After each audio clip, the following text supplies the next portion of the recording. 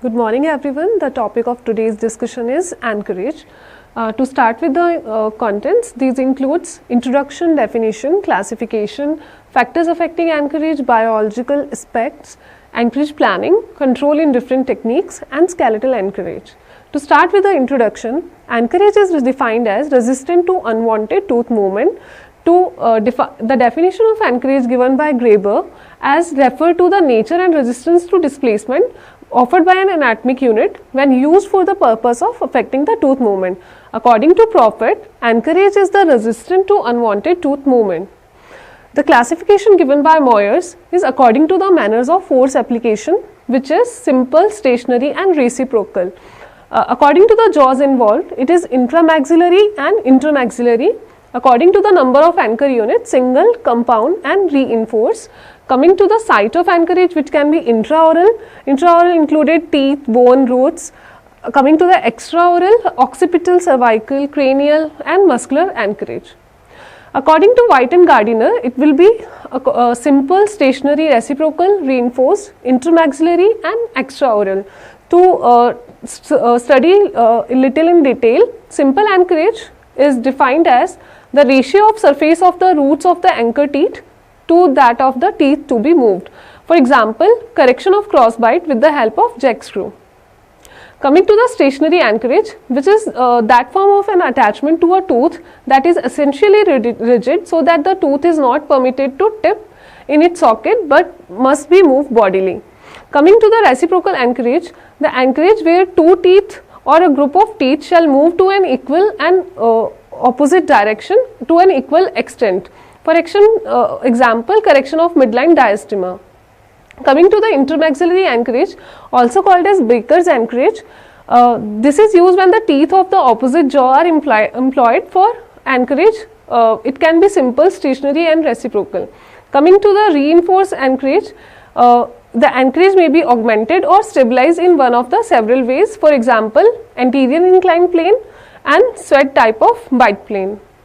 The extraoral anchorage, which is taken from the extraoral sources, for example, parietal or hypal headgear, cervical, which is taken anchorage from the nape of the neck, and occipital headgears. So, factors affecting anchorage are teeth themselves have a mechanism to resist the movement with the help of PDL fibers. Root form, basically root may be round, flat or triangular. So, triangular root offers more anchorage. Coming to the size and number of roots, for example, greater the surface area of the root, greater will be the anchorage. Coming to the root length, for example, the root of maxillary canines are longer, so they offer better resistance to anchorage. Coming to the position of the tooth in the dental arch, for example, mandibular second molars, because of the more amount of cortical bone, will offer more anchorage. Coming to the inclination, when the axial inclination is in a direction opposite to the force, it offers greater resistance to dislodgement. Next is mutual support. Interproximal contact should be good, so they will be offering more anchorage. Basal bone, for example, hard palate of maxilla and lingual surface of mandible region, because of the covering of more bone, offers more resistance to dislodgement. Coming to the musculature, if the musculature is hypotonic, there will be leading to flaring of the teeth, and it will be hypertonic, there will be seeing the teeth are getting lingually inclined. For example, we can use lip bumper. Coming to the bone density, tooth movement through the cortical bone, as you know, it is denser, is very slow. So, as the tooth moving in the trabecular bone will be very easy. So, coming to the anchorage requirement, anchorage can be defined as group A anchorage, B anchorage and C anchorage. In the group A anchorage, the 75% of the tooth extraction space will be closed by with the help of anterior retraction. In the group B anchorage, there is symmetrical space closure, which is 50%. And in group C anchorage, it is also called as non-critical anchorage, 75% of space closure by the mesial movement of the posterior teeth. So, coming to the next topic, method of anchorage control, which can be done by reinforcement by increasing the number of the teeth in the anchorage unit or by the subdivision of the desired movement. For example, reducing the strain on the posterior anchorage by retracting the canine individually and then retracting the anterior fore. Next is tipping or uprighting.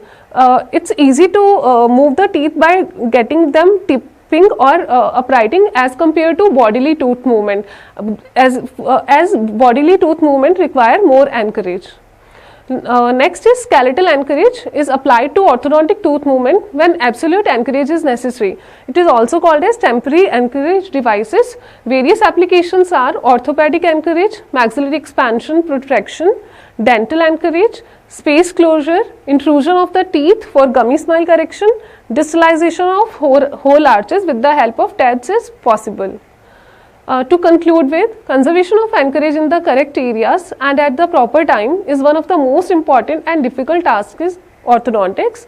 The myomechanical setup that delivers the correct type and magnitude of force must be established to achieve the goals of the treatment. Thank you.